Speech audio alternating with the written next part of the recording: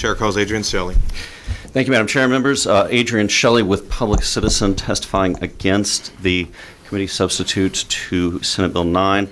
I want to start by quoting from a letter that was sent to this committee yesterday by county judges for Bexar, Dallas, El Paso, Harris, and Travis counties, representing about 40% of the state's population in total. And the letter concludes by saying, quote, SB 9 makes voting harder, scarier, and more confusing for voters.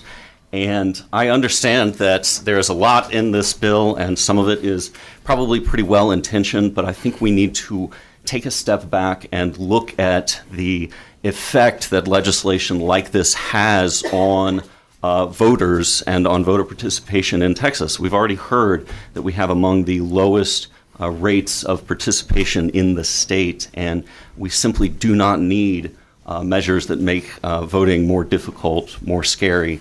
We have reviewed our election procedures. We have looked for evidence of voter fraud across the state, and there is no widespread voter fraud. It just has not been uncovered here in Texas. What we do have is a couple of prominent examples of people who have been made essentially sacrificial lambs for what are probably innocent mistakes. People like Crystal Mason, African-American woman who is in prison for 5 years, Rosa Ortega, a Latina woman who is in prison now for 8 years.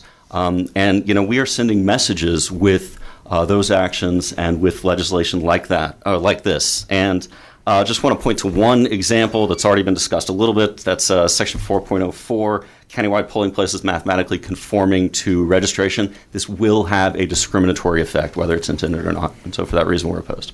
Thank you.